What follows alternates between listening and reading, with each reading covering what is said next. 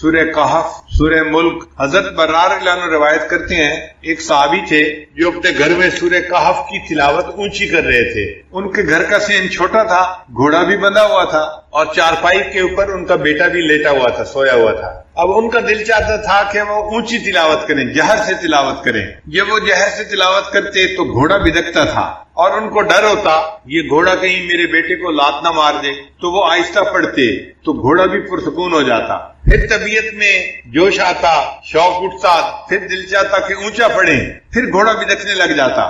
یہی ساری رات ہوتا رہا۔ جب صبح کا وقت ہوا انہوں نے دعا کے لیے ہاتھ اٹھائے تو انہوں نے دیکھا کہ کچھ بادل سے ہیں جن کے اندر روشنیاں ہیں اور یہ روشنیاں ان کے سر سے دور آسمان کی طرف جا رہی ہیں۔ پھر وہ نبی علیہ السلام کی خدمت میں حاضر ہوئے، فذکر ذلک للنبی صلی اللہ علیہ وسلم۔ انہوں نے نبی علیہ السلام کے سامنے یہ پوری رات کا قصہ بتایا تو نبی علیہ السلام نے فرمایا کہ یہ اللہ تعالیٰ کے فرشتے تھے جو تمہارے قرآن کی تلاوت سننے کے لیے تمہارے قریب آ گئے تھے۔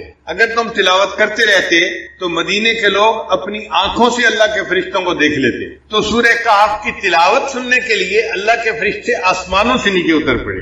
ابو درداء رضی اللہ عنہ روایت کرتے ہیں من حافظ 10 آیات من اول سورۃ الکہف، کہ جس بندے نے سورہ کہف کی پہلی 10 آیات کو یاد کر لیا، اسی ما من فتنۃ الدجال، اللہ تعالیٰ اس کو دجال کے فتنے سے محفوظ فرما لیں گے۔ پھر معاذ رضی اللہ عنہ فرماتے ہیں کہ نبی علیہ السلام نے ارشاد فرمایا من قرأ اول سورۃ الکہف وآخرها کانت لہ نورا من قدمہ الی رأسہ، کہ جس نے سورہ کہف شروع میں تلاوت کی اس کے لیے قدموں سے لے کے سر تک نور ہوگا۔ ومن قرأها كلها، اور جس نے پوری سورہ کہف کی تلاوت کی، کانت لہ نورا ما بین السماء الی الارض، تو اس کے لیے اللہ تعالیٰ زمین سے لے کے آسمان تک نور پیدا فرما دیں گے۔ سیدہ صدیقہ لانا فرماتی ہیں من قرأ من سورۃ الکہف 10 آیات، جس نے سورہ کہف میں سے 10 آیات پڑھی ان منام ہی، سونے سے پہلے، اسم من فتنۃ الدجال، اللہ تعالیٰ اس کو دجال کے فتنے سے محفوظ فرمائیں گے۔ ابن عباس فرماتے ہیں کہ نبی علیہ السلام نے ارشاد فرمایا سورۃ الکہف تدعا فی التوراۃ حائل، کہ سورہ کہف کا نام تورات کے اندر حائل تھا۔ حائلہ کیا مطلب؟ حائل ہونے والی، یعنی یہ بندے اور قبر کے عذاب کے درمیان حائل ہونے والی صورت ہے، بندے اور شیطان کے درمیان حائل ہونے والی صورت ہے۔ عبداللہ رضی اللہ عنہ فرماتے ہیں قال رسول اللہ صلی اللہ علیہ وسلم، کہ نبی علیہ السلام نے ارشاد فرمایا البیت الذی تقرأ فیہ سورۃ الکہف، وہ گھر جس کے اندر سورہ کہف کی تلاوت کی جاتی ہے، لا یدخلہ شیطان تلک اللیلہ، اس رات شیطان اس گھر کے اندر داخل نہیں ہو سکتا۔ یعنی جو بندہ رات کو سورہ کہف تلاوت کر لے گا اس گھر کے اندر شیطان رات کو داخل نہیں ہو سکتا۔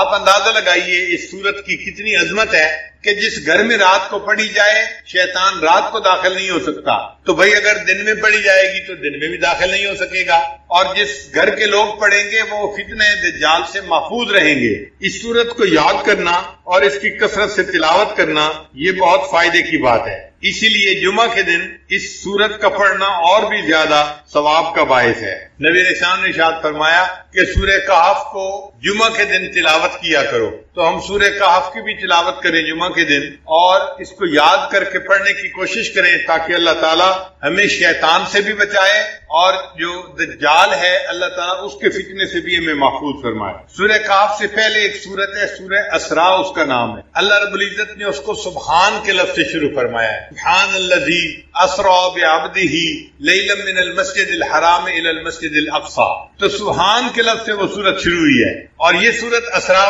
یہ سورت کہف اس کے بعد آئی، اس کو اللہ نے الحمد کے لفظ سے شروع فرمایا ہے۔ چنانچہ سبحان اور الحمد کا ایک جوڑ ہے۔ بخاری شریف کی آخری روایت ہے کلمتان حبیبتان الی الرحمن ثقیلتان فی المیزان خفیفتان علی اللسان سبحان اللہ و بحمدہ سبحان اللہ العظیم۔ تو دیکھیں پہلے تسبیح آئی اور پھر تحمید آئی، اور اللہ تعالیٰ نے یہاں بھی وہی ترتیب رکھی۔ قرآن مجید کی کچھ صورتیں ہیں جن کو اللہ نے الحمد سے شروع فرمایا، جیسے سورہ فاتحہ ہے، سورہ فاطر ہے، یا یہ سورہ کہف ہے۔ الحمد سے کیوں شروع فرمایا؟ اصل مقصد یہ تھا کہ یہ اللہ تعالیٰ کی تعریف ہی ہے کہ اللہ رب العزت نے کمال رحمت سے اور مہربانی سے اپنے بندوں کو اس کلام سے نوازا. یہ اللہ کی رحمت ہے اور اللہ کی مہربانی ہے. اور مفسرین نے لکھا ہے کہ اللہ تعالیٰ نے الحمد سے اس لیے سورت کو شروع فرمایا کہ اللہ جانتے تھے کہ بندے میرے حمد کا حق ادا کر ہی نہیں سکتے، اس لیے مجھے اپنی حمد خود بیان فرمانی ہے. اللہ نے اپنی حمد خود بیان فرمائی. امام ربانی حضرت مجدد ثانی رحمۃ اللہ نے لکھا ہے کہ اگر بندہ اللہ کی حمد بیان کرنے کے لیے ایڑی چوٹی کا زور لگا دے تو بھی وہ اللہ کی حمد کو بیان نہیں کر سکتا، چونکہ اللہ تعالیٰ اتنے عظیم ہے کہ انسان اس کی عظمت کے مطابق اس کی تعریف کر ہی نہیں سکتا. ہم اللہ کی کیا تعریف کریں گے؟ انبیاء کے سردار، انبیاء کے امام حضرت محمد مصطفیٰ احمد مجتبی حضرت محمد مصطفیٰ صلی اللہ علیہ وسلم، انہوں نے فرما دیا اللہم لا احصی ثناء علیک، اے اللہ میں آپ کی تعریفوں کا احاطہ نہیں کر سکتا. انت کما اثنیت علی نفسک، آپ ایسے ہیں جیسے آپ نے اپنی تعریفیں خود بیان فرمائی ہیں. تو اللہ کی تعریف اللہ خود ہی بیان فرما سکتا ہے، مخلوق میں سے کوئی تعریف کر ہی نہیں سکتا. اللہ اتنے بڑے ہیں. اس کی مثال یوں سمجھیں، ایک عام آدمی اس کو کوئی کہنے لگ جائے کہ جی آپ ذرا ایک سپر کمپیوٹر کی تعریف کریں، تو ایک عام آدمی یا ایک بچہ جو پرائمری اسکول کا پڑھنے والا ہے وہ سپر کمپیوٹر کی کیا تعریف کرے گا؟ وہ تو جانتا ہی اس کے بارے میں. اسی طرح ہم بندے ہیں، ہم اللہ کی عظمت کی حقیقت کو جانتے ہی نہیں، اس لیے ہم اس کی تعریف کر ہی نہیں سکتے. جتنی تعریفیں کریں گے یہ تعریفیں نیچے رہ جائیں گی. اللہ کی شان اس سے بھی بڑی ہے، اس سے بھی بڑی ہے، اس سے بھی بڑی ہے. اللہ تعالیٰ بہت بڑے ہیں. اسی نبی علیہ السلام نے ارشاد فرمایا کہ اے اللہ ما عبدنا کا حق کا عبادتک، ہم نے آپ کی عبادت ایسے نہیں کی جیسی عبادت کرنے کا حق تھا. ہم عبادت کا حق ادا کر ہی نہیں سکتے. امام ربانی مجدد ثانی رحمۃ اللہ فرماتے ہیں کہ کوئی بندہ کتنے خلوص سے عبادت کیوں نہ کرے، کتنی یکسوئی کے ساتھ، کتنی توجہ کے ساتھ، کتنی جو ہے وہ یکسوئی کے ساتھ عبادت کرے، وہ اللہ کی عبادت کا حق ادا کر ہی نہیں سکتا. اس کی عبادت نیچے رہ جاتی ہے. اللہ کی شان اس سے بھی اونچی ہے، اس سے بھی اونچی ہے، اس سے بھی اونچی ہے. اب یہاں پہ ایک سوال پیدا ہوتا ہے کہ جب ہم اللہ تعالیٰ کی حمد بیان کر ہی نہیں سکتے جیسے اللہ تعالیٰ اونچے ہیں، حمد کے لائق ہیں، پھر ثواب کیوں ملتا ہے؟ پھر ثواب کیوں ملتا ہے بندے کو؟ تو علماء نے اس کا جواب دیا. علماء جواب دیتے ہیں کہ اگر باپ اپنے بیٹے کو اسکول داخل کروائے نا اور شام کو بچہ گھر واپس آئے اور آ کے کہ ابو میں نے لکھنا سیکھا ہے، باپ کہتا ہے بیٹا دکھاؤ تختی، تو بیٹا تختی دکھاتا ہے، اس نے ٹیڑھی سیڑھی لائنیں لگائی ہوتی ہیں، کچھ سمجھ میں نہیں آ رہا ہوتا، لیکن باپ اس کو انکریج کرنے کے لیے اس کا دل یہ حلال ہے یا نہیں. اور حلال اور حرام دیکھنا تو نسبتاً آسان ہوتا ہے، جو مشتبہ ہوتا ہے وہ اور زیادہ مشکل ہے. ہمارے حضرت مرشد عالم رحمۃ اللہ علیہ کے بڑے صاحبزادے حضرت مولانا عبد الرحمن قاسمی رحمۃ اللہ علیہ واقعہ سنانے لگے کہ ایک مرتبہ حضرت مرشد عالم رحمۃ اللہ علیہ بیرون ملک کے سفر پر گئے ہوئے تھے اور حضرت خواجہ عبد المالک صدیقی رحمۃ اللہ علیہ وہ اسلام آباد تشریف لائے ہوئے تھے اور واپسی پہ وہ چکوال تشریف لے آئے. تو کہنے لگے کہ میں گھر میں تھا تو مجھے ہی سارا انتظام کرنا تھا. میں نے حضرت کو بٹھایا اور اماں جی کو بتایا کہ امی حضرت تشریف لائے ہیں، آپ کھانا بنا دیجیے. اور جب کھانے کا وقت آیا تو میں نے کھانا لے کے دسترخوان کے اوپر لگایا اور حضرت صدیقی رحمۃ اللہ علیہ سے عرض کیا کہ حضرت آپ کھانا کھائیے. حضرت دسترخوان پہ تو بیٹھے رہے لیکن کھانا نہیں کھایا. جب میں نے دوسری تیسری دفعہ کہا کہ حضرت کھانا کھائیں تو حضرت نے میری طرف دیکھ کر مجھ سے کہا کہ تمہارے گھر میں یہ سور کیسے داخل ہوا؟ تمہارے گھر میں یہ سور کیسے داخل ہوا؟ کہنے لگے میری تو چھکے چھوٹ گئے، پسینہ آ گیا کہ حضرت کیا فرما رہے ہیں کہ تمہارے گھر میں یہ سور کیسے داخل ہوا؟ میں گھر آیا اور میں نے اماں جی سے کہا کہ اماں جی حضرت کھانا نہیں کھا رہے اور فرما رہے ہیں کہ تمہارے گھر میں یہ سور کیسے داخل ہوا؟ کہنے لگے کہ اماں جی نے سر پکڑ لیا اور کہنے لگی او ہو مجھ سے بڑی غلطی ہوئی، میں ہمیشہ حضرت کا کھانا اپنے گھر سے بنایا کرتی تھی. یہ میری جو پڑوسن عورت ہے یہ مدتوں سے مجھے کہہ رہی تھی کہ تمہارے شیخ جب آئیں گے تو ان کا کھانا ایک وقت کا میں بناؤں گی. تو پڑوس کا لحاظ کرتے ہوئے میں نے اسے کہہ دیا تھا کہ حضرت آئے ہیں کھانا آپ بنا دو.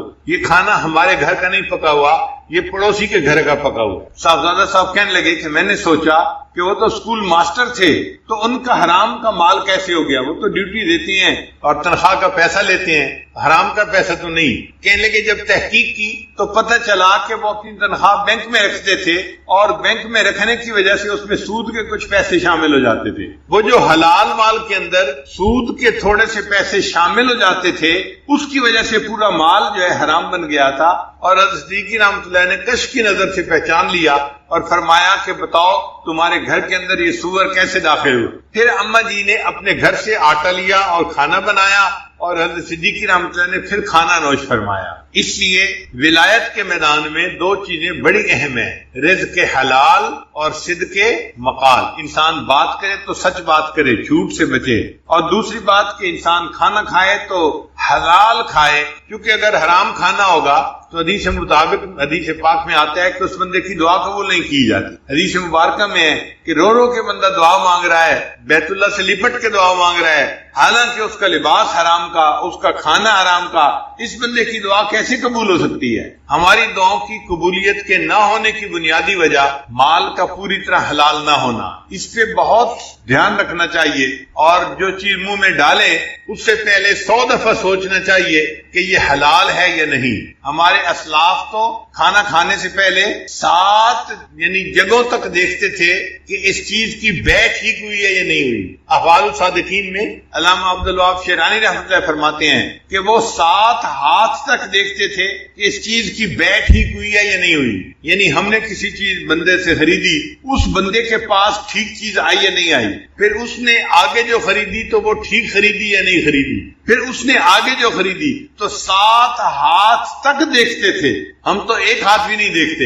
بازار سے چیز لاتے ہیں، ہمیں کیا پتا لانے والا کیسے لے کے آیا ہے، ہم تو اس سے لے لیتے ہیں. ایک ہاتھ بھی نہیں دیکھتے آج کے دور میں. اور ہمارے اکابر 7 ہاتھ تک بیع کو دیکھا کرتے تھے. حضرت مرزا مظہر جان رحمۃ اللہ کے پاس ایک بندہ انگور لے کے آیا. حضرت انگور کھا لیجئے، تو حضرت نے انکار فرمایا. اس نے پھر کہا حضرت انگور کھا لیجئے، حضرت نے خاموشی اختیار کی. اس نے پھر تیسری مرتبہ کہا حضرت انگور کھا لیجئے، میں آپ کے لیے لایا ہوں. تو حضرت نے فرمایا یہ انگور میں کیسے کھاؤں، مجھے اس میں سے مردوں کی بو آ رہی ہے. میں انگور کیسے کھاؤں، مجھے اس میں سے مردوں کی بو آ رہی ہے. وہ بندہ بڑا حیران ہوا کہ مردوں کی بو اس میں سے کیسے آئی، میں تو حلال مال سے یہ انگور لے کے آیا ہوں. چنانچہ وہ اس دکاندار کے پاس گیا جس سے اس نے انگور خریدے تھے اور اس کو کہا کہ بھائی میں آپ سے انگور خرید کے گیا تھا، ایک اللہ والے کو پیش کیے. انہوں نے کہا میں کیسے کھا سکتا ہوں، اس میں تو مردوں کی بو آتی ہے. اس نے کہا کہ بھائی ایک بندہ میرے پاس آیا تھا اور میں نے اس سے خرید لیے تھے اور وہ مجھے کہہ کے گیا کہ اور بھی میرے پاس انگور لگے ہوئے ہیں،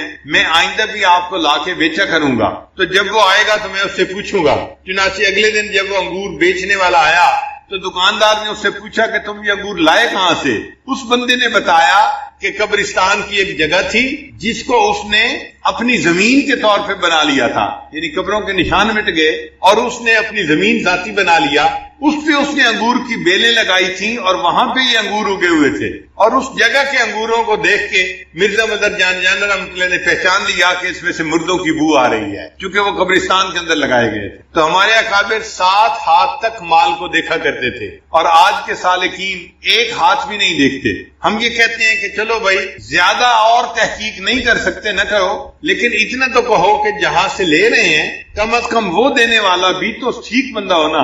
اب حلال مال سے حرام ریسٹورینٹ سے چیز خرید لینا، یہ جو غیر ملکی چیزیں ملتی ہیں، میکڈونلڈ ہے، فلاں ہے، کیا ریسیپی ہے اللہ جانے، ہمیں نہیں پتا اس کے بارے میں. ہم ان کے حلال کی تصدیق نہیں کر سکتے، ہم ان کے حلال ہونے کے بارے میں کچھ نہیں کہہ سکتے. اس کا ایک ہی طریقہ ہے کہ انسان ایسی جگہوں سے کھانا کھانا یا کھانے پینے کی چیزیں کھانا بند کر دے. اگر نہیں بند کرے گا اپنے مہینوں کی محنت کو منٹوں سیکنڈوں کے اندر ضائع کر بیٹھے گا. ایک لقمہ اندر گیا اور دل کی ساری روحانیت باہر نکل گئی. اس لیے رزق حلال ولایت کے راستے میں بہت اہمیت رکھتا ہے. وہ آدمی جس کے ذمے کھانا لانا لگایا گیا وہ شہر میں گیا، ایک جگہ اس کو کھانے کی دکان ملی، اس نے کھانا خریدا. اب جب پیسے دینے کا وقت آیا تو اس وقت سکے ہوتے تھے، چاندی کے سکے. اس کے پاس جو اپنے وقت کے سکے تھے اس نے نکال کے دیے. تو دکاندار حیران ہو گیا کہ یہ کرنسی تو نہیں ہے یہاں کی، وہ کرنسی تو 300 سال پہلے کی تھی اور یہ بندہ اب اس کو دے رہا تھا. اچھا دینے والے کو بھی پتہ نہیں تھا کہ 300 سال کا عرصہ گزر چکا ہے، وہ سمجھا تھا ہم کل ہی تو گھر سے آئے ہیں اور یہ نقدی تو چلتی ہے، اس کو میں دے رہا ہوں۔ اس نے پوچھا بھائی تمہیں یہ ملی کہاں سے، کوئی خزانہ ملا ہے؟ اس نے کہا نہیں۔ اس نے کہا پھر کیسے ملی؟ اب اس کو بتانا پڑ گیا کہ جی ہم تو گھر سے نکلے تھے اور ایک جگہ پہنچے، وہاں تھوڑی دیر سوئے، کھانا لینے آیا اور میں آپ کے پاس یہ پیسے لے کے آیا ہوں، آپ کہتے ہیں یہ تو بڑے پرانے ہیں۔ اس دکاندار نے لوگوں کو بتایا تو لوگ جو تھے وہ سارے اس کے ساتھ گئے اور انہوں نے جا کے اس جگہ کو دیکھا، تو اس طرح اصحاب کہف کا پتہ چل گیا۔ اللہ کی شان کے جو کھانا لے کے گیا، یہ جب واپس گیا تو یہ گیا، اس کو بھی پھر نیند آ گئی، یہ بھی وہاں جا کے سو گیا۔ اللہ تعالیٰ اپنی قدرت دکھانا چاہتے تھے کہ لوگوں تم سمجھتے ہو کہ قیامت کے دن کوئی ہمیں زندہ نہیں کر سکے گا، میں دنیا میں دکھا دیتا ہوں کہ میں جس کو چاہوں 300 سال سلا دوں اور ان 300 سالوں میں اس کا جسم خراب بھی نہ ہو، اور پھر میں اگر اس کو جگانا چاہوں تو میں اس کو جگا کے بھی دکھا دیتا ہوں۔ تو سلانا اور جگانا یہ میرے اختیار میں ہے، موت دینا اور پھر قیامت کے دن اس کو کھڑا کرنا یہ میرے اختیار میں ہے۔ اللہ کی شان دیکھیں کہ جب یہ لوگ اٹھے تھے اس وقت جو بادشاہ تھا وہ ایمان والا تھا، وہ اللہ کو ماننے والا تھا۔ ان لوگوں کو پتہ نہیں تھا کہ وہ اللہ کو ماننے والا ہے اور وہ بھی نیک آدمی ہے، اور پوری قوم جو تھی اس وقت ایمان والی بن چکی تھی۔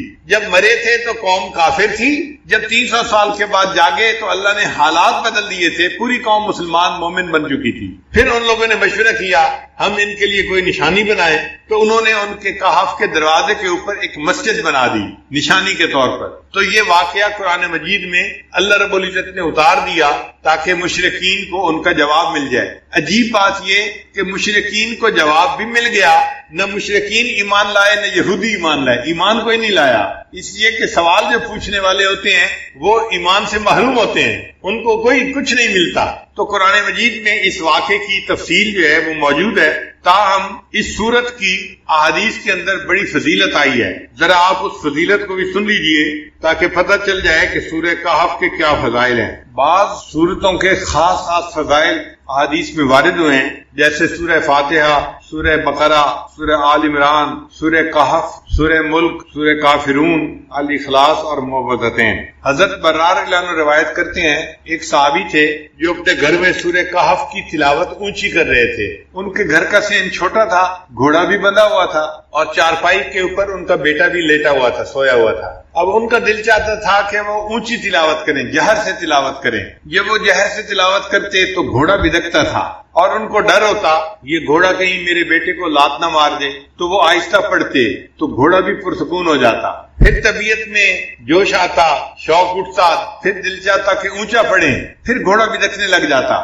یہی ساری رات ہوتا رہا۔ جب صبح کا وقت ہوا انہوں نے دعا کے لیے ہاتھ اٹھائے تو انہوں نے دیکھا کہ کچھ بادل سے ہیں جن کے اندر روشنیاں ہیں، اور یہ روشنیاں ان کے سر سے دور آسمان کی طرف جا رہی ہیں۔ پھر وہ نبی علیہ السلام کی خدمت میں حاضر ہوئے، فذکر ذلک للنبی صلی اللہ علیہ وسلم، انہوں نے نبی علیہ السلام کے سامنے یہ پوری رات کا قصہ بتایا تو نبی علیہ السلام نے فرمایا کہ یہ اللہ تعالیٰ کے فرشتے تھے جو تمہارے قرآن کی تلاوت سننے کے لیے تمہارے قریب آ گئے تھے۔ اگر تم تلاوت کرتے رہتے تو مدینے کے لوگ اپنی آنکھوں سے اللہ کے فرشتوں کو دیکھ لیتے۔ تو سورہ کہف کی تلاوت سننے کے لیے اللہ کے فرشتے آسمانوں سے نیچے اتر پڑے۔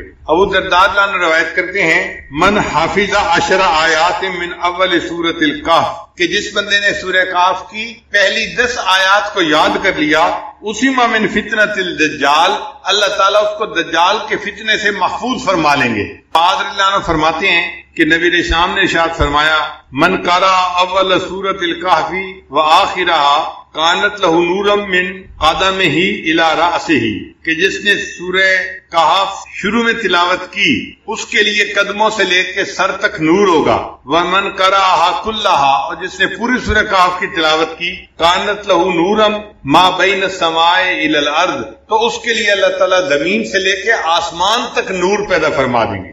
صدیقہ لانا فرماتی ہیں من قرأ من سورۃ الکہف 10 آیات، جس نے سورہ کہف میں سے 10 آیات پڑھی عند منامہ، سونے سے پہلے، اسم من فتنۃ الدجال، اللہ تعالیٰ اس کو دجال کے فتنے سے محفوظ فرمائیں گے۔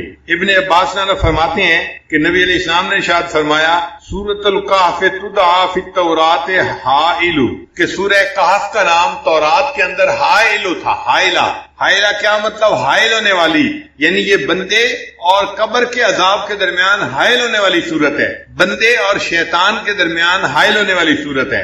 عبداللہ عنہ فرماتے ہیں قال رسول اللہ صلی اللہ علیہ وسلم کہ نبی علیہ الصلوۃ والسلام نے ارشاد فرمایا البیت الذی تقرأ فیہ سورۃ الکہف، وہ گھر جس کے اندر سورہ کہف کی تلاوت کی جاتی ہے، لا یدخلہ شیطان تلک اللیلہ، اس رات شیطان اس گھر کے اندر داخل نہیں ہو سکتا۔ یعنی جو بندہ رات کو سورہ کہف تلاوت کر لے گا اس گھر کے اندر شیطان رات کو داخل نہیں ہو سکتا۔ آپ اندازہ لگائیے اس سورت کی کتنی عظمت ہے کہ جس گھر میں رات کو پڑھی جائے شیطان رات کو داخل نہیں ہو سکتا، تو بھئی اگر دن میں پڑھی جائے گی تو دن میں بھی داخل نہیں ہو سکے گا، اور جس گھر کے لوگ پڑھیں گے وہ فتنہ دجال سے محفوظ رہیں گے۔ اس سورت کو یاد کرنا اور اس کی کثرت سے تلاوت کرنا یہ بہت فائدے کی بات ہے، اسی لیے جمعہ کے دن اس سورت کا پڑھنا اور بھی زیادہ ثواب کا باعث ہے۔ نبی علیہ السلام نے ارشاد فرمایا کہ سورہ کہف کو جمعہ کے دن تلاوت کیا کرو، تو ہم سورہ کہف کی بھی تلاوت کریں جمعہ کے دن اور اس کو یاد کر کے پڑھنے کی کوشش کریں تاکہ اللہ تعالیٰ ہمیں شیطان سے بھی بچائے اور جو دجال ہے اللہ تعالیٰ اس کے فتنے سے بھی ہمیں محفوظ فرمائے۔ سورہ کہف سے پہلے ایک سورت ہے سورہ اسراء، اس کا نام ہے۔ اللہ رب العزت نے اس کو سبحان کے لفظ سے شروع فرمایا ہے، سبحان الذی اسرا بعبدہ لیلا من المسجد الحرام الی المسجد الاقصی، تو سبحان کے لفظ سے وہ سورت شروع ہوئی ہے، اور یہ سورت اسراء یہ سورت کہف اس کے بعد آئی، اس کو اللہ نے الحمد کے لفظ سے شروع فرمایا ہے۔ چنانچہ سبحان اور الحمد کا ایک جوڑ ہے۔ بخاری شریف کی آخری روایت ہے کلمتان حبیبتان الی الرحمن ثقیلتان فی المیزان خفیفتان علی اللسان سبحان اللہ و بحمدہ سبحان اللہ العظیم۔ تو دیکھیں پہلے تسبیح آئی اور پھر تحمید آئی، اور اللہ تعالیٰ نے یہاں بھی وہی ترتیب رکھی۔ قرآن مجید کی کچھ صورتیں ہیں جن کو اللہ نے الحمد سے شروع فرمایا، جیسے سورہ فاتحہ ہے، سورہ فاطر ہے، یا یہ سورہ کہف ہے۔ الحمد سے کیوں شروع فرمایا؟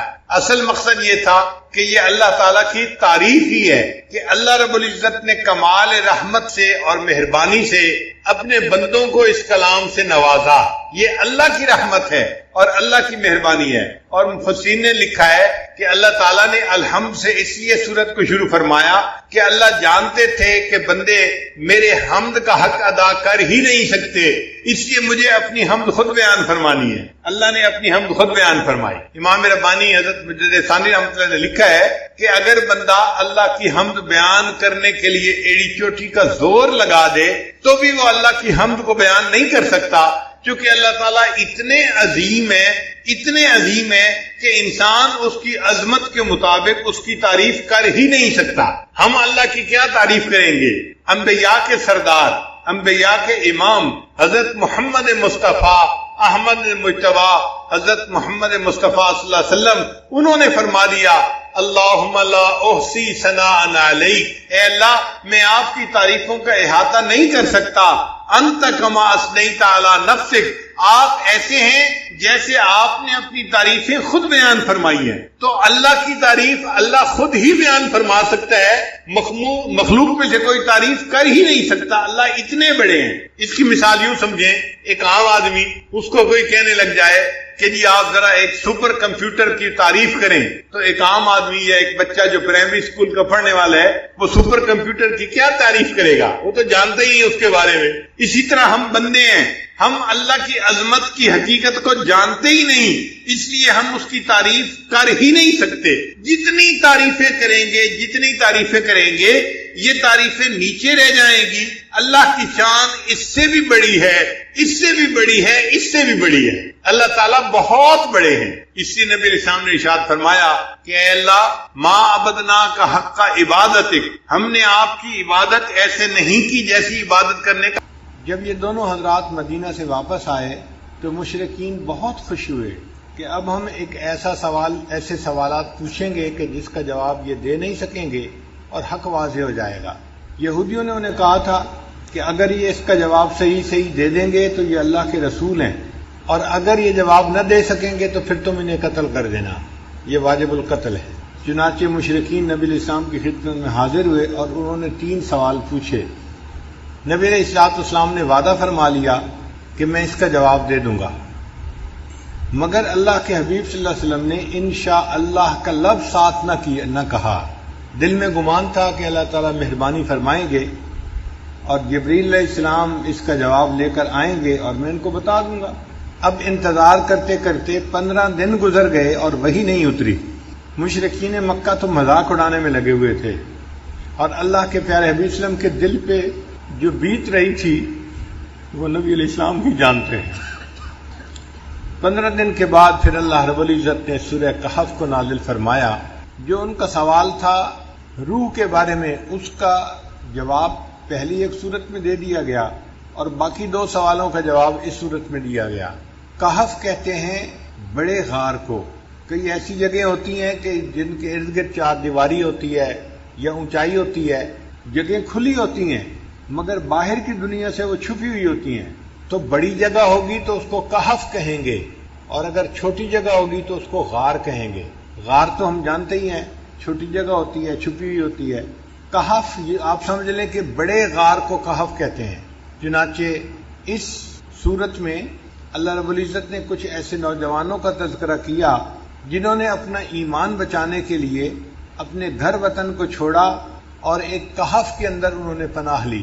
مفسرین نے لکھا ہے کہ ایک بادشاہ تھا دقیانوس، بت پرست تھا، اور وہ زبردستی ہر ایک کو بت پرستی کے اوپر آمادہ کرتا تھا۔ جو نہیں کرتا تھا اس کو سزا دیتا تھا، قید کرتا تھا، سزا دلواتا تھا۔ کچھ نوجوان تھے جو موحد تھے، کلمہ پڑھنے والے تھے، اللہ پہ ایمان رکھنے والے تھے، ان کو بھی ڈرایا دھمکایا گیا کہ اگر تم قوم کے دین پر عمل نہیں کرو گے تو تمہیں سزا ملے گی۔ اب اپنی جان بچانے کے لیے وہ اپنے گھروں سے نکل کھڑے ہوئے۔ اپنے گھر بار کو چھوڑنا، وطن کو، عزیز اقارب کو چھوڑ کے دین کے لیے چلے جانا، یہ بڑی قربانی ہوتی ہے۔ تو ان نوجوانوں نے بڑی قربانی کی۔ اللہ کی شان دیکھیں کہ جب یہ چلے تو ایک کتا بھی ان کے پیچھے پیچھے چلتا رہا۔ یہ پہاڑوں میں ایک جگہ پہنچے جہاں پہ کہف تھا، بڑی جگہ تھی چھپنے کی۔ یہ وہاں گئے اور وہاں جا کر اللہ نے ان کو سلا دیا، نیند آ گئی، اور یہ وہاں پر سوئے رہے حتیٰ کہ 300 سال سے زیادہ تک وہاں سوئے رہے۔ اللہ تعالیٰ اپنی قدرت سے ان کی کروٹیں بدلتے رہے، اور کتا اس کہف کے دروازے کے اوپر بیٹھ کے پہرا دیتا رہا۔ 310 سال گزرنے کے بعد پھر ان کی آنکھ کھلی تو انہوں نے ایک دوسرے سے معلوم کیا کہ ہمیں سوئے ہوئے کتنی دیر گزر گئی۔ انہیں یوں لگ رہا تھا کہ ایک دن گزرا ہے یا دن کا کچھ حصہ گزرا ہے، لیکن یہ نہیں جانتے تھے کہ 300 سال گزر گئے ہیں۔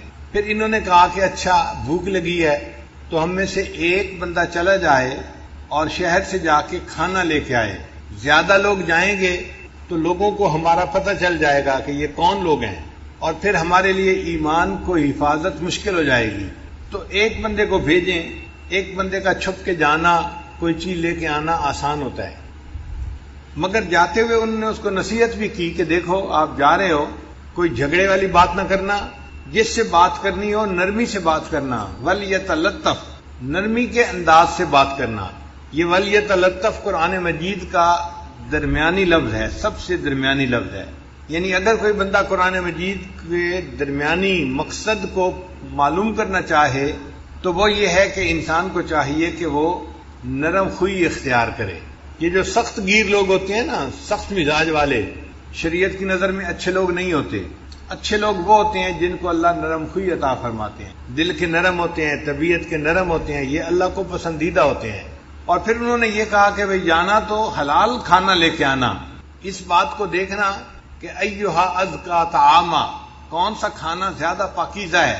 اس لیے کہ ولایت میں 2 چیزیں بڑی اہم ہوتی ہیں، ایک رزق حلال اور دوسرا صدق مقال۔ بات کرے تو انسان سچی بات کرے، اور کھانا کھائے تو پاکیزہ کھانا کھائے۔ جتنا پاکیزہ کھانا ہوگا اتنا دل جلدی منور ہوگا، اور جو بندہ کھانے کی احتیاط نہ کرے وہ اپنی کی ہوئی محنت کو ضائع کر بیٹھتا ہے۔ ہمارے سلسلہ عالیہ نقشبندیہ کے بزرگ تھے حضرت خواجہ غلام علی دہلوی رحمۃ اللہ علیہ، وہ فرماتے ہیں کہ ایک مرتبہ میں نے کسی جگہ پر کھانا کھا لیا، اور وہ کھانا مشتبہ تھا، حرام نہیں تھا، شبہ تھا اس میں، اور اس کی وجہ سے میری ساری کیفیات زائل ہو گئی۔ میں نے آ کے اپنے شیخ حضرت مرزا مظہر جان جانا رحمت اللہ علیہ کو بتایا کہ حضرت میں نے تو ایک جگہ لقمہ کھا لیا اور میری کیفیت چلی گئی. حضرت نے فرمایا کہ آپ استغفار کرو اور روزانہ میرے پاس آؤ تاکہ میں تمہارے اوپر توجہ ڈالوں. فرماتے ہیں 40 دن مرزا مظہر جان جانا رحمت اللہ علیہ نے جب توجہ ڈالی تب جا کر میری کیفیتیں واپس آئیں. ایک مشتبہ لقمہ کھانے سے کیفیتیں چلی گئیں اور 40 دن شیخ کی توجہ کے بعد پھر واپس لوٹی. تو اس لیے کھانے پینے میں احتیاط بڑی ضروری ہوتی ہے. اسی لیے کھانے کے فرائض میں سے یہ فرض ہے کہ کھانے والا دیکھے کہ یہ حلال ہے یا نہیں. اور حلال اور حرام دیکھنا تو نسبتاً آسان ہوتا ہے، جو مشتبہ ہوتا ہے وہ اور زیادہ مشکل ہے. ہمارے حضرت مرشد عالم رحمت اللہ علیہ کے بڑے صاحبزادے حضرت مولانا عبد الرحمن قاسمی رحمت اللہ علیہ واقعہ سنانے لگے کہ ایک مرتبہ حضرت مرشد عالم رحمت اللہ علیہ بیرون ملک کے سفر پر گئے ہوئے تھے اور حضرت خواجہ عبد المالک صدیقی رحمت اللہ علیہ وہ اسلام آباد تشریف لائے ہوئے تھے اور واپسی پہ وہ چکوال تشریف لے آئے. تو کہنے لگے کہ میں اب گھر میں تھا تو مجھے ہی سارا انتظام کرنا تھا. میں نے حضرت کو بٹھایا اور اماں جی کو بتایا کہ امی حضرت تشریف لائے ہیں، آپ کھانا بنا دیجئے. اور جب کھانے کا وقت آیا تو میں نے کھانا لے کے دسترخوان کے اوپر لگایا اور حضرت صدیقی رحمت اللہ علیہ سے عرض کیا کہ حضرت آپ کھانا کھائیے.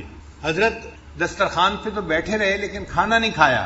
جب میں نے دوسری تیسری دفعہ کہا کہ حضرت کھانا کھائیں تو حضرت نے میری طرف دیکھ کر مجھ سے کہا کہ تمہارے گھر میں یہ سور کیسے داخل ہوا، تمہارے گھر میں یہ سور کیسے داخل ہوا.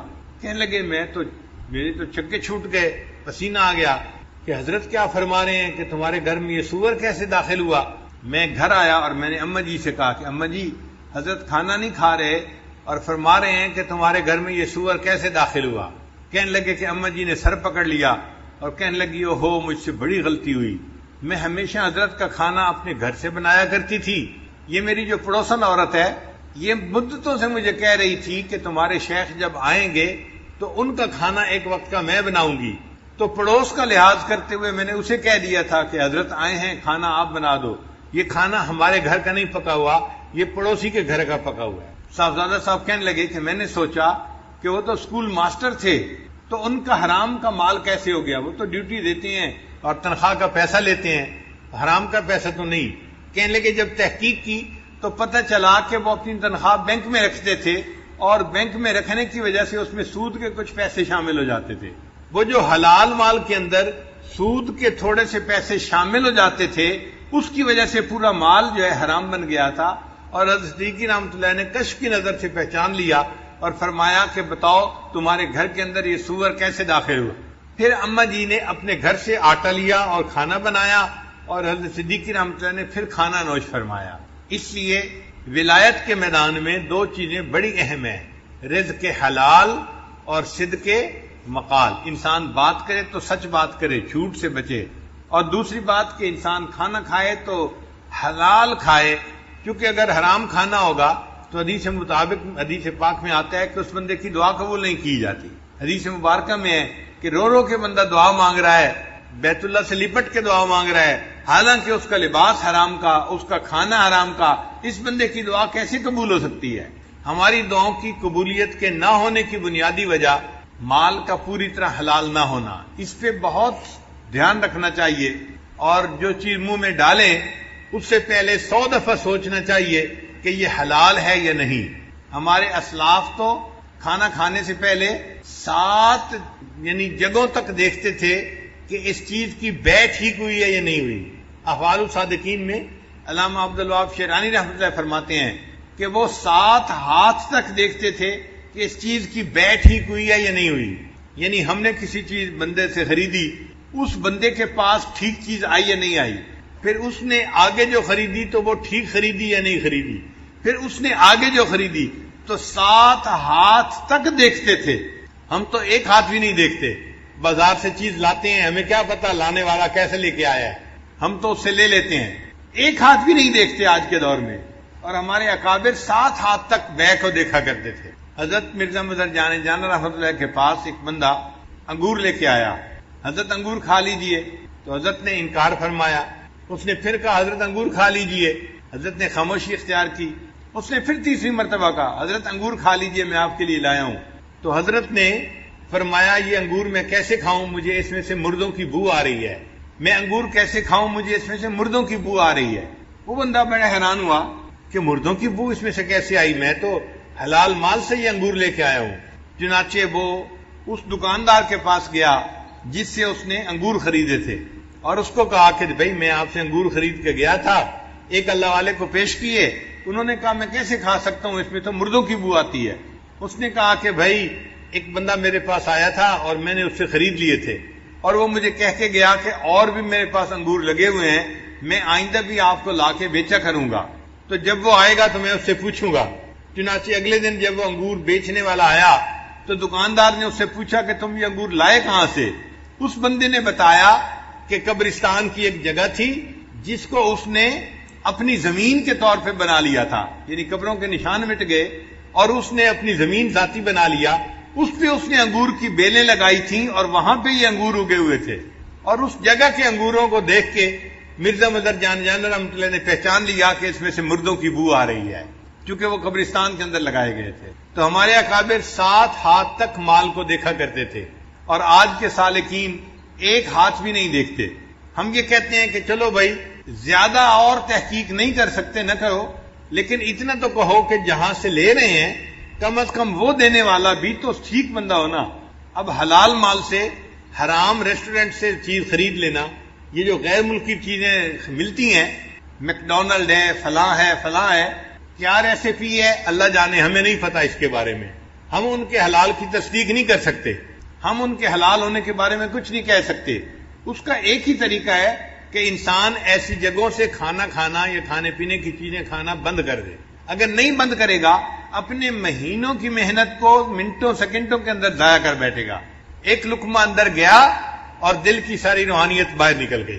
اس لیے رزق حلال ولایت کے راستے میں بہت اہمیت رکھتا ہے۔ وہ آدمی جس کے ذمے کھانا لانا لگایا گیا، وہ شہر میں گیا تو ایک جگہ اس کو کھانے کی دکان ملی، اس نے کھانا خریدا۔ اب جب پیسے دینے کا وقت آیا تو اس وقت سکے ہوتے تھے، چاندی کے سکے، اس کے پاس جو اپنے وقت کے سکے تھے اس نے نکال کے دیے، تو دکاندار حیران ہو گیا کہ یہ کرنسی تو نہیں ہے یہاں کی، وہ کرنسی تو 300 سال پہلے کی تھی، اور یہ بندہ اب اس کو دے رہا تھا۔ اچھا، دینے والے کو بھی پتہ نہیں تھا کہ 300 سال کا عرصہ گزر چکا ہے، وہ سمجھا تھا ہم کل ہی تو گھر سے آئے ہیں اور یہ نقدی تو چلتی ہے، اس کو میں دے رہا ہوں۔ اس نے پوچھا بھائی تمہیں یہ ملی کہاں سے، کوئی خزانہ ملا ہے؟ اس نے کہا نہیں۔ اس نے کہا پھر کیسے ملی؟ اب اس کو بتانا پڑ گیا کہ جی ہم تو گھر سے نکلے تھے اور ایک جگہ پہنچے، وہاں تھوڑی دیر سوئے، کھانا لینے آیا اور میں آپ کے پاس یہ پیسے لے کے آیا ہوں، آپ کہتے ہیں یہ تو بڑے پرانے ہیں۔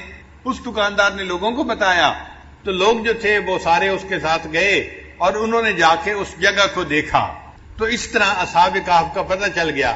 اللہ کی شان کے جو کھانا لے کے گیا، یہ جب واپس گیا تو یہ گیا، اس کو بھی پھر نیند آ گئی، یہ بھی وہاں جا کے سو گیا۔ اللہ تعالیٰ اپنی قدرت دکھانا چاہتے تھے کہ لوگوں تم سمجھتے ہو کہ قیامت کے دن کوئی ہمیں زندہ نہیں کر سکے گا، میں دنیا میں دکھا دیتا ہوں کہ میں جس کو چاہوں 300 سال سلا دوں، اور ان 300 سالوں میں اس کا جسم خراب بھی نہ ہو، اور پھر میں اگر اس کو جگانا چاہوں تو میں اس کو جگا کے بھی دکھا دیتا ہوں۔ تو سلانا اور جگانا یہ میرے اختیار میں ہے، موت دینا اور پھر قیامت کے دن اس کو کھڑا کرنا یہ میرے اختیار میں ہے۔ اللہ کی شان دیکھیں کہ جب یہ لوگ اٹھے تھے اس وقت جو بادشاہ تھا وہ ایمان والا تھا، وہ اللہ کو ماننے والا تھا۔ ان لوگوں کو پتہ نہیں تھا کہ وہ اللہ کو ماننے والا ہے اور وہ بھی نیک آدمی ہے، اور پوری قوم جو تھی اس وقت ایمان والی بن چکی تھی۔ جب مرے تھے تو قوم کافر تھی، جب 300 سال کے بعد جاگے تو اللہ نے حالات بدل دیے تھے، پوری قوم مسلمان مومن بن چکی تھی۔ پھر ان لوگوں نے مشورہ کیا ہم ان کے لیے کوئی نشانی بنائیں، تو انہوں نے ان کے کہف کے دروازے کے اوپر ایک مسجد بنا دی نشانی کے طور پر۔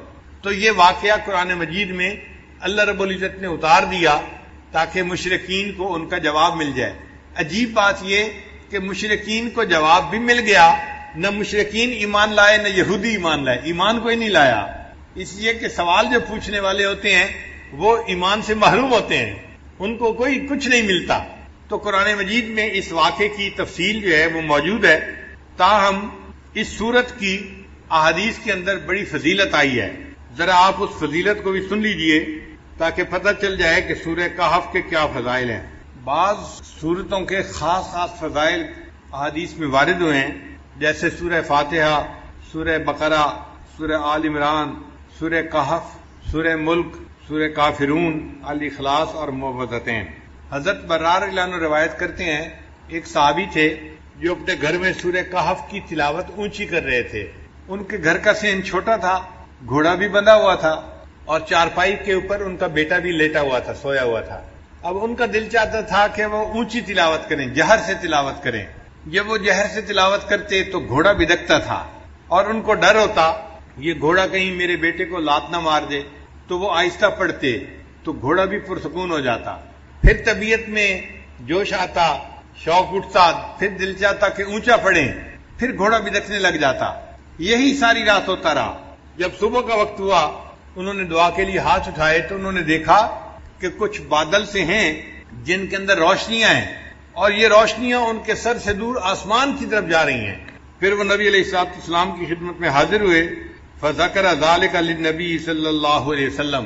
انہوں نے نبی علیہ السلام کے سامنے یہ پوری رات کا قصہ بتایا تو نبی علیہ السلام نے فرمایا کہ یہ اللہ تعالیٰ کے فرشتے تھے جو تمہارے قرآن کی تلاوت سننے کے لیے تمہارے قریب آ گئے تھے۔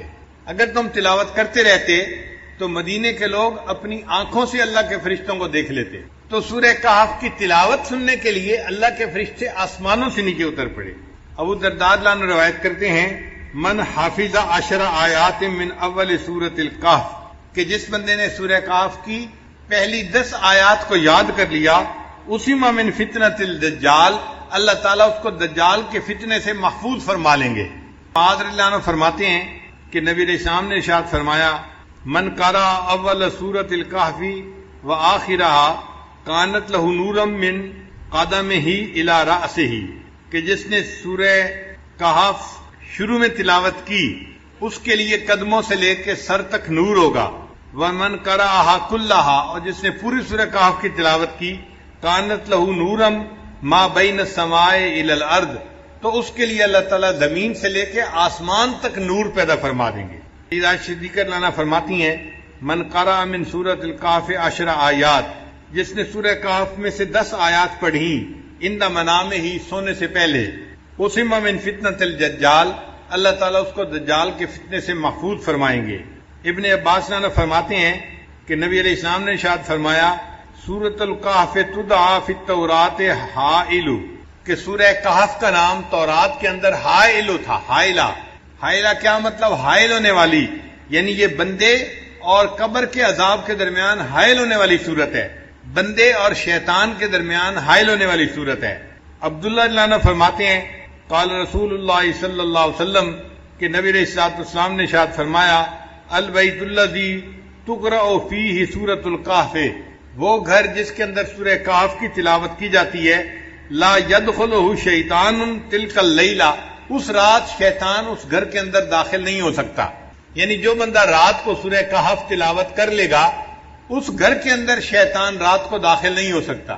آپ اندازہ لگائیے اس سورت کی کتنی عظمت ہے کہ جس گھر میں رات کو پڑھی جائے شیطان رات کو داخل نہیں ہو سکتا، تو بھئی اگر دن میں پڑھی جائے گی تو دن میں بھی داخل نہیں ہو سکے گا، اور جس گھر کے لوگ پڑھیں گے وہ فتنہ دجال سے محفوظ رہیں گے۔ اس سورت کو یاد کرنا اور اس کی کثرت سے تلاوت کرنا یہ بہت فائدے کی بات ہے، اسی لیے جمعہ کے دن اس سورت کا پڑھنا اور بھی زیادہ ثواب کا باعث ہے۔ نبی علیہ السلام نے ارشاد فرمایا کہ سورہ کہف کو جمعہ کے دن تلاوت کیا کرو، تو ہم سورہ کہف کی بھی تلاوت کریں جمعہ کے دن، اور اس کو یاد کر کے پڑھنے کی کوشش کریں تاکہ اللہ تعالیٰ ہمیں شیطان سے بھی بچائے اور جو دجال ہے اللہ تعالیٰ اس کے فتنے سے بھی ہمیں محفوظ فرمائے۔ سورہ کہف سے پہلے ایک سورت ہے سورہ اسراء، اس کا نام ہے۔ اللہ رب العزت نے اس کو سبحان کے لفظ سے شروع فرمایا ہے، سبحان الذی اسریٰ بعبدہ لیلا من المسجد الحرام الی المسجد الاقصی، تو سبحان کے لفظ سے وہ سورت شروع ہوئی ہے، اور یہ سورت اسراء یہ سورت کہف اس کے بعد آئی، اس کو اللہ نے الحمد کے لفظ سے شروع فرمایا ہے۔ چنانچہ سبحان اور الحمد کا ایک جوڑ ہے۔ بخاری شریف کی آخری روایت ہے، کلمتان حبیبتان الی الرحمن ثقیلتان فی المیزان خفیفتان علی اللسان سبحان اللہ و بحمدہ سبحان اللہ العظیم۔ تو تو دیکھیں پہلے تسبیح آئی اور پھر تحمید آئی، اور اللہ تعالیٰ نے یہاں بھی وہی ترتیب رکھی۔ قرآن مجید کی کچھ صورتیں ہیں جن کو اللہ نے الحمد سے شروع فرمایا، جیسے سورہ فاتحہ ہے، سورہ فاطر ہے، یا یہ سورہ کہف ہے۔ الحمد سے کیوں شروع فرمایا؟ اصل مقصد یہ تھا کہ یہ اللہ تعالیٰ کی تعریف ہی ہے کہ اللہ رب العزت نے کمال رحمت سے اور مہربانی سے اپنے بندوں کو اس کلام سے نوازا۔ یہ اللہ کی رحمت ہے اور اللہ کی مہربانی ہے۔ اور مفسرین نے لکھا ہے کہ اللہ تعالیٰ نے الحمد سے اس لیے سورت کو شروع فرمایا کہ اللہ جانتے تھے کہ بندے میرے حمد کا حق ادا کر ہی نہیں سکتے، اس لیے مجھے اپنی حمد خود بیان فرمانی ہے۔ اللہ نے اپنی حمد خود بیان فرمائی۔ امام ربانی حضرت مجدد ثانی رحمۃ اللہ نے لکھا ہے کہ اگر بندہ اللہ کی حمد بیان کرنے کے لیے ایڑی چوٹی کا زور لگا دے تو بھی وہ اللہ کی حمد کو بیان نہیں کر سکتا، چونکہ اللہ تعالیٰ اتنے عظیم ہے کہ انسان اس کی عظمت کے مطابق اس کی تعریف کر ہی نہیں سکتا۔ ہم اللہ کی کیا تعریف کریں گے؟ انبیاء کے سردار، انبیاء کے امام حضرت محمد مصطفیٰ احمد مجتبی حضرت محمد مصطفیٰ صلی اللہ علیہ وسلم، انہوں نے فرما دیا اللہم لا احصی ثناء علیک، اے اللہ میں آپ کی تعریفوں کا احاطہ نہیں کر سکتا، انت کما اثنیت علی نفسک، آپ ایسے ہیں جیسے آپ نے اپنی تعریفیں خود بیان فرمائی ہیں۔ تو اللہ کی تعریف اللہ خود ہی بیان فرما سکتا ہے، مخلوق میں سے کوئی تعریف کر ہی نہیں سکتا، اللہ اتنے بڑے ہیں۔ اس کی مثال یوں سمجھیں، ایک عام آدمی، اس کو کوئی کہنے لگ جائے کہ جی آپ ذرا ایک سپر کمپیوٹر کی تعریف کریں، تو ایک عام آدمی یا ایک بچہ جو پرائمری اسکول کا پڑھنے والا ہے وہ سپر کمپیوٹر کی کیا تعریف کرے گا؟ وہ تو جانتا ہی ہے اس کے بارے میں۔ اسی طرح ہم بندے ہیں، ہم اللہ کی عظمت کی حقیقت کو جانتے ہی نہیں، اس لیے ہم اس کی تعریف کر ہی نہیں سکتے۔ جتنی تعریفیں کریں گے یہ تعریفیں نیچے رہ جائیں گی۔ اللہ کی شان اس سے بھی بڑی ہے، اس سے بھی بڑی ہے، اس سے بھی بڑی ہے۔ اللہ تعالیٰ بہت بڑے ہیں۔ اسی نبی علیہ السلام نے ارشاد فرمایا کہ اے اللہ ما عبدنا کا حق کا عبادتک، ہم نے آپ کی عبادت ایسے نہیں کی جیسی عبادت کرنے کا حق تھا، ہم عبادت کا حق ادا کر ہی نہیں سکتے۔ امام ربانی مجدد ثانی رحمۃ اللہ فرماتے ہیں کہ کوئی بندہ کتنے خلوص سے عبادت کیوں نہ کرے، کتنی یکسوئی کے ساتھ، کتنی توجہ کے ساتھ، کتنی وہ یکسوئی کے ساتھ عبادت کرے، وہ اللہ کی عبادت کا حق ادا کر ہی نہیں سکتا۔ اس کی عبادت نیچے رہ جاتی ہے، اللہ کی شان اس سے بھی اونچی ہے، اس سے بھی اونچی ہے، اس سے بھی اونچی ہے۔ اب یہاں پہ ایک سوال پیدا ہوتا ہے کہ جب ہم اللہ تعالیٰ کی حمد بیان کر ہی نہیں سکتے، جیسے اللہ تعالیٰ اونچے ہیں، حمد کے لائق ہیں، پھر ثواب کیوں ملتا ہے؟ پھر ثواب کیوں ملتا ہے بندے کو؟ تو علماء نے اس کا جواب دیا۔ علماء جواب دیتے ہیں کہ اگر باپ اپنے بیٹے کو اسکول داخل کروائے نا، اور شام کو بچہ گھر واپس آئے اور آ کے کہ ابو میں نے لکھنا سیکھا ہے، باپ کہتا ہے بیٹا دکھاؤ تختی، تو بیٹا تختی دکھاتا ہے، اس نے ٹیڑھی سیڑھی لائنیں لگائی ہوتی ہیں، کچھ سمجھ میں نہیں آ رہا ہوتا، لیکن باپ اس کو انکریج کرنے کے لیے، اس کا دل رکھنے کے لیے اس کو آئس کریم انعام لے کے دے دیتا ہے۔ یہ جو آئس کریم کا انعام ہے یہ خوش خطی کا انعام نہیں ہے، یہ اس کا دل رکھنے کے لیے اس پر شفقت کا اظہار ہے۔ اسی طرح اللہ جو ہماری عبادتیں قبول کرتے ہیں وہ ہماری عبادتوں کی کوئی اچھائی نہیں ہوتی، بلکہ اللہ ان اللہ بالناس لرؤوف الرحیم، اپنے بندوں پر رؤوف اور رحیم ہے، اس کی رافت اور رحمت کا یہ تقاضا ہے، اللہ اپنے بندوں کی ٹوٹی پھوٹی عبادت پر بھی ان کو اجر عطا فرما دیتا ہے۔ اس لیے اللہ تعالیٰ نے اس سورت کو الحمد کے لفظ سے شروع فرمایا، الحمدللہ الذی انزل علی عبدہ الکتاب ولم یجعل لہ عوجا، سب تعریف اللہ ہی کے لیے ہے جس نے اپنے بندے پر کتاب نازل فرمائی اور اس کتاب میں ذرا بھی کجی نہیں رکھی۔ یعنی یہ کتاب ایسی ہے کہ اس میں کوئی کمی نہیں، کوئی کجی نہیں ہے، نہ کوئی آپس میں ایک دوسرے کے ساتھ فرق ہے، نہ کوئی کمزوری ہے، کسی قسم کی کوئی کمزوری ہے ہی نہیں۔ یہ ایسی کتاب ہے کہ جو بالکل ہر قسم کے سقم سے پاک اور بالا تر کتاب ہے، اللہ کا کلام ہے، قیمہ، استقامت دینے والی کتاب ہے۔ لِيُنذِرَ بَأْسًا شَدِيدًا مِّن لَّدُنْهُ وَيُبَشِّرَ الْمُؤْمِنِينَ الَّذِينَ يَعْمَلُونَ الصَّالِحَاتِ أَنَّ لَهُمْ أَجْرًا حَسَنًا، تاکہ وہ اللہ کی طرف سے سخت عذاب سے ڈرائے یعنی جو لوگ ایمان نہیں لاتے اور نیک اعمال نہیں کرتے، قرآن ان کو ڈراتا ہے آخرت کے عذاب سے. اس میں ترغیب بھی ہے، ترہیب بھی ہے. نیک لوگوں کو جنت کی بشارت دی جاتی ہے اور جو بات کو نہیں مانتے ان کو جہنم کی عذاب کے بارے میں بتایا جاتا ہے، تاکہ ڈرائے ان لوگوں کو سخت عذاب سے اور مومنین کو بشارت دے جو نیک عمل کرتے ہیں کہ ان کے لیے اچھا اجر ہے. اچھا اجر کون سا ہے؟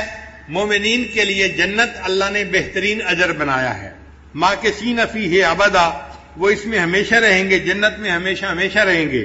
وَيُنذِرَ الَّذِينَ قَالُوا اتَّخَذَ اللَّهُ وَلَدًا، اور یہ قرآن ڈرائے ان لوگوں کو جنہوں نے کہا کہ اللہ تعالیٰ اولاد رکھتا ہے.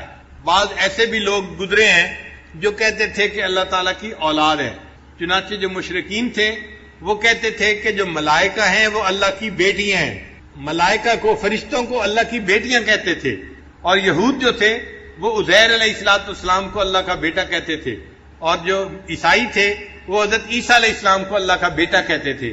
یعنی یہ تینوں قسم کے لوگ اللہ کی اولاد مانتے تھے. ایک مسلمان ہے جو یقین رکھتے ہیں کہ اے اللہ آپ اولاد سے پاک ہیں. قل هو اللہ احد اللہ الصمد لم یلد ولم یولد ولم یکن لہ کفوا احد. اور اسی لیے اللہ تعالیٰ کو ایمان والوں سے محبت ہے کہ یہ میری عظمت کو جانتے ہیں اور میرے اوپر صحیح ایمان لانے والے بندے ہیں. اللہ تعالیٰ کو اس بات پہ بہت غصہ آتا ہے کہ کوئی ان کے ساتھ اولاد کو جوڑے. فرماتے ہیں ما لہم بہ من علم ولا لآبائہم، اس کے بارے میں کچھ بھی علم نہیں ہے ان لوگوں کو اور نہ ان کے باپ دادوں کو. یعنی یہ بھی جاہل ہیں اور ان کے باپ دادا جو کہتے تھے نا کہ اللہ کی اولاد ہے وہ بھی جاہل ہیں. اس لیے کہ سانپ کا بیٹا سانپ ہی ہوتا ہے. یہ جاہل تھے، انہوں نے اولاد جنی تو وہ بھی جاہل ہی نکلی، اور ان کی اولاد نے بھی کہا کہ اللہ تعالیٰ کا بیٹا ہے. اللہ فرماتے ہیں کبرت کلمۃ تخرج من افواہہم، کہ بڑے بول ہیں جو ان کے منہوں سے نکل رہا ہے. ان یقولون الا کذبا، یہ نہیں بولتے مگر جھوٹ، یہ جھوٹ بات کر رہے ہیں. پھر اللہ تعالیٰ نے اپنے پیارے حبیب صلی اللہ علیہ وسلم کی تسلی فرمائی کہ چونکہ اللہ کے حبیب صلی اللہ علیہ وسلم 15 دن وحی نہ آنے کی وجہ سے بہت غمزدہ بھی تھے. اللہ فرماتے ہیں فَلَعَلَّكَ بَاخِعٌ نَفْسَكَ عَلَىٰ آثَارِهِمْ إِن لَّمْ يُؤْمِنُوا بِهَٰذَا الْحَدِيثِ أَسَفًا. تو ایسا تو نہیں کہ آپ ان کے پیچھے اپنی جان کو غم کی وجہ سے ہلاک کر دینے والے ہیں اور یہ لوگ اس مضمون پر ایمان نہ لائیں. اگر یہ لوگ ایمان نہیں لاتے آپ اتنے غمزدہ کیوں ہوتے ہیں؟ آپ کے اوپر تو ہے بات کو پہنچانا. وما علیک الا البلاغ، آپ نے تو بات پہنچا دی، آپ کی ذمہ داری ختم ہو گئی. اب اگر یہ ایمان نہیں لاتے تو اے میرے حبیب صلی اللہ علیہ وسلم آپ کتنا غم کیوں کرتے ہیں؟ آپ کیوں اپنے آپ کو پریشانی میں ڈالتے ہیں؟ پھر آگے فرمایا انا جعلنا ما علی الارض زینۃ لہا لنبلوہم ایہم احسن عملا. بلا شبہ زمین پر جو کچھ ہے ہم نے اس کے لیے زینت بنایا ہے تاکہ ہم آزمائیں کہ ان لوگوں میں سے کون اچھا عمل کرتا ہے. زمین کے اوپر جو کچھ بھی ہے وہ سب کا سب ہمارے لیے امتحان ہے. زمین کی زیب و زینت بھی امتحان ہے، زمین کے اوپر مال وہ بھی امتحان ہے، زمین کے اوپر جمال وہ بھی امتحان ہے. ہر چیز ہمارے لیے امتحان ہے. اور اللہ تعالیٰ نے یہ اس لیے امتحان بنایا کہ وہ دیکھنا چاہتے ہیں کہ کون ہیں جو نیک عمل کرنے والے ہیں. وَإِنَّا لَجَاعِلُونَ مَا عَلَيْهَا صَعِيدًا جُرُزًا. اللہ فرماتے ہیں اور زمین پر جو کچھ ہے بلا شبہ ہم اسے بالکل صاف میدان بنا دینے والے ہیں. اور یہ چند دن کی بات ہے، یہ جو کچھ ہے ایک وقت آئے گا کہ ہر چیز مٹ جائے گی، یہ سب مٹی کی ڈھیری بن جائے گی اور اللہ تعالیٰ زمین کو چٹیل میدان بنا دیں گے. یہ زمین کے اوپر جو درخت نظر آ رہے ہیں، یہ عمارتیں نظر آ رہی ہیں، یہ سب ختم ہونے والی چیزیں ہیں، یہ فانی چیزیں ہیں. ان سے دل لگانا بے وقوفی کی بات ہے. اب نبی علیہ السلام کو تسلی دینے کے بعد اللہ رب العزت نے اصحاب کہف کا قصہ اب شروع فرمایا. فرماتے ہیں ام حسبت ان اصحاب الکہف والرقیم کانوا من آیاتنا عجبا. کیا آپ نے یہ خیال کیا ہے کہ کہف اور رقیم والے ہماری نشانیوں میں سے عجیب چیز تھے؟ کہف کہتے ہیں بڑے غار کو، اور رقیم کا لفظ رقم سے ہے. رقم قرآن پاک کا لفظ ہے، اس کا معنی ہوتا ہے لکھنا، اور اردو میں بھی استعمال ہوتا ہے. رقم نمبر ہم استعمال کرتے ہیں اردو زبان میں بھی. تو رقیم جو ہے اصل میں ایک پلیٹ تھی جس کے اوپر قوم نے ان اصحاب کہف کے بارے میں کچھ لے کے اس کو کہف کے دروازے کے اوپر فکس کر دیا تھا. آج کل لوگ بھی اپنے گھروں کے اوپر بھی پلیٹیں لگا دیتے ہیں، اور اپنی فیکٹریوں کے اوپر بھی نشان لگا دیتے ہیں. تو اس زمانے میں ایک پتھر کے اوپر کچھ لکھ کر لگا دیا گیا تھا، تو اس کو رقیم کہا گیا، وہ جو پلیٹ بنا دی تھی انہوں نے. تو اصحاب کہف تو تھے اس غار کی وجہ سے، اور رقیم تھے اس پلیٹ کی وجہ سے جو دروازے کے اوپر لگا دی گئی تھی، تو ان کو اصحاب کہف و رقیم کہا گیا. اللہ فرماتے ہیں اذ اول فتیۃ الی الکہف فقالوا ربنا آتنا من لدنک رحمتا وہیئ لنا من امرنا رشدا، کہ جب جوانوں نے غار میں ٹھکانہ پکڑا تو انہوں نے کہا اے ہمارے رب اپنے پاس سے ہمیں رحمت عطا فرما اور ہمارے لیے ہمارے کام میں اچھی صورتحال مہیا فرما. قرآن مجید کی یہ خوبی ہے کہ وہ جب کوئی قصہ بیان کرتا ہے تو اس کی جزیات کے اندر نہیں جاتا، چونکہ وہ بے فائدہ ہوتا ہے. کام کی بات سے کام رکھتا ہے، جو اصل مقصود ہے وہ پہنچا دیتا ہے اور اس سے مقصد پورا ہو جاتا ہے. تو قرآن مجید نے یہ نہیں کہا کون سا زمانہ تھا، کون سا بادشاہ تھا اور کیا واقعہ پیش آیا. اتنا کہا کہ وہ چند نوجوان تھے جو غار کے اندر داخل ہوئے اس لیے کہ وہ اپنے ایمان کو بچانا چاہتے تھے، اور انہوں نے دعا مانگی ربنا آتنا من لدنک رحمتا وہیئ لنا من امرنا رشدا، اے اللہ، اے ہمارے رب ہمیں اپنے پاس سے رحمت عطا فرما اور ہمارے لیے ہمارے کام میں اچھی صورتحال مہیا فرما. بس اتنی بات بتائی اور بات کو مکمل کر دیا. پھر جب وہ کہف کے اندر آ گئے، اللہ فرماتے ہیں فَضَرَبْنَا عَلَىٰ آذَانِهِمْ فِي الْكَهْفِ سِنِينَ عَدَدًا، سو ہم نے ان کے کانوں پر سال ہا سال تک پردہ ڈال دیا، پھر ہم نے انہیں اٹھایا. جب انسان سوتا ہے نا تو اس کے کانوں کے اوپر پردہ آ جاتا ہے. نیند کا تعلق دو چیزوں کے ساتھ ہے، ایک آنکھوں کے ساتھ ہے اور ایک کانوں کے ساتھ ہے. اگر کانوں میں آواز چلی جائے تو بھی نیند ڈسٹرب ہو جاتی ہے، اگر آنکھوں کے آگے روشنی آ جائے تو بھی نیند ڈسٹرب ہو جاتی ہے. اسی لیے سائنسدانوں نے یہ لکھا ہے کہ ایک آدمی اگر کسی جنگل کے اندر سویا ہوا ہے تو رات ہوگی تو اس کو نیند آئے گی، اور جیسے ہی صبح کی روشنی ہوگی تو بند آنکھوں کے باوجود اس کی آنکھوں کے اندر سے روشنی اس کے دماغ تک جائے گی اور اس کو پتہ چل جائے گا کہ صبح کا وقت ہو گیا ہے اور اس کی آنکھ کھل جائے گی. تو صبح کے وقت، سحری کے وقت خود بخود آنکھ کھل جاتی ہے. تو آنکھ کھلتی ہے روشنی دماغ تک پیغام دے یا کان کی آواز دماغ تک پیغام دے. تو اللہ فرماتے ہیں کہ وہ غار میں سوئے ہوئے تھے، تو صاف ظاہر ہے کہ غار کے اندر اللہ نے ان کو سلانے کے لیے ان کے کانوں کے اوپر پردہ ڈال دیا تھا، اور پردہ آنے کی وجہ سے اب ان کو گہری نیند آ گئی تھی. وہ 300 سال تک سوئے رہے، اور اس دوران اللہ ان کی کروٹیں بھی بدلتے رہے اور ان کی نیند میں خلل نہیں آیا. ثم بعثناہم، پھر ہم نے انہیں اٹھایا، جگایا کہ ہم جان لیں لنعلم ای الحزبین احصی لما لبثوا امدا، کہ دونوں گروہ میں سے کون سا گروہ ان کے ٹھہرنے کی مدت کو ٹھیک طرح سے شمار کرنے والا ہے. یعنی کیا ان کو خود پتا ہے کہ یہ کتنا سوئے ہیں، یا ان کی قوم کو پتا ہے کہ یہ نوجوان کتنا عرصہ اس کہف کے اندر سوئے رہے ہیں؟ ہم دیکھنا چاہتے تھے کہ کوئی جانتا ہے کہ نہیں اس بات کو. اللہ فرماتے ہیں نحن نقص علیک نبأہم بالحق، کہ ہم آپ سے ان کا واقعہ بالکل ٹھیک ٹھیک بیان کرتے ہیں.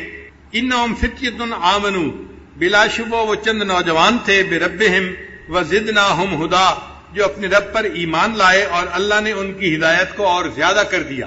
قرآن مجید میں نوجوانوں کا تذکرہ اللہ تعالیٰ نے خاص طور پر کیا ہے. ایک سیدنا ابراہیم علیہ السلام کا تذکرہ اللہ نے کیا. وہ بھی نوجوان تھے اور اللہ کی توحید پہ قائم تھے، اور انہوں نے بتوں کو توڑ دیا تھا. فجعلہم جزازا، اور ان کے بارے میں لوگ کہتے تھے کہ انا سمعنا فتى یذکرہم یقال لہ ابراہیم، ہم نے ایک نوجوان کے بارے میں سنا ہے وہ ہمارے بتوں کے خلاف باتیں کرتا تھا. تو ابراہیم علیہ السلام کے جوانی کا تذکرہ اللہ نے قرآن مجید میں کیا ہے. ایک اللہ تعالیٰ نے حضرت یوسف علیہ السلام کی جوانی کا تذکرہ کیا ہے قرآن پاک میں. مصر کی عورتوں نے کہا تھا کہ ہم نے سنا ہے کہ جو بادشاہ کی بیوی ہے وہ اپنے جو ہے نوجوان غلام کے اوپر فریفتہ ہو گئی ہے، اس کے لیے بھی فتح کا لفظ استعمال کیا گیا ہے. اور ایک اللہ تعالیٰ نے اصحاب کہف کے لیے نوجوانوں کا لفظ استعمال کیا. اور ایک حضرت موسیٰ علیہ السلام کا جو خادم تھا یوشع بن نون، وہ بھی نوجوان تھا، اس کا بھی تذکرہ قرآن مجید میں ہوا. تو انہوں نے اپنے غلام سے پوچھا تھا کہ کھانے کی چیز لاؤ، تو اس نے بھی کہا تھا کہ جی وہ تو مچھلی تھی جو دریا میں چلی گئی، اس کے لیے بھی نوجوان کا لفظ استعمال ہوا ہے. یہ سب کے سب ایمان والے لوگ نوجوان لوگ تھے. اور عجیب بات ہے کہ نبی علیہ الصلوۃ والسلام نے جب دنیا میں نبوت کا دعویٰ فرمایا تو اللہ کے حبیب صلی اللہ علیہ وسلم بھی نوجوان تھے، 40 سال عمر تھی. 40 سال کی عمر کا بندہ تو نوجوان ہوتا ہے. اور پھر حضرت ابوبکر صدیق لانو کی عمر 38 سال تھی، 2 سال چھوٹے تھے، وہ بھی نوجوان تھے. حضرت عمر لانو اور چند سال چھوٹے تھے، وہ بھی نوجوان تھے. حضرت عثمان غنی بھی نوجوان تھے، اور حضرت علی لانو تو اور بھی اٹھتی جوانی تھی ان کی. اور ان کے بارے میں تو نبی علیہ الصلوۃ والسلام نے حدیث پاک میں بھی فرمایا کہ لا فتى الا علی، کہ کوئی نوجوان نہیں سوائے علی کے. تو علی کی جوانی کا تذکرہ تو اللہ کے حبیب صلی اللہ علیہ وسلم نے حدیث پاک میں بھی فرمایا ہے. یہ سب نوجوانوں کی جماعت تھی جنہوں نے دین کی بنیاد رکھی، اور اللہ تعالیٰ نے دین اسلام کی آبیاری ان نوجوانوں سے کروائی. ہمیشہ جب بھی دنیا میں کوئی انقلاب آتا ہے اس کے پیچھے نوجوان ہی ہوتے ہیں. تو یاد رکھیے گا، نوجوانوں کا جوش اور بوڑھوں کا ہوش. نوجوانوں کا جوش اور بوڑھوں کا ہوش. بوڑھوں میں عقل مندی ہوتی ہے، ان کا دماغ کام کرتا ہے، وہ صحیح فیصلے کر پاتے ہیں، اس لیے وہ صحیح جو ہے ڈیسیژن لیتے ہیں. تو بوڑھوں کا ہوش ضروری ہے، اور پھر کام کو کرنے کے لیے نوجوانوں کا جوش بھی ضروری ہے، تاکہ کام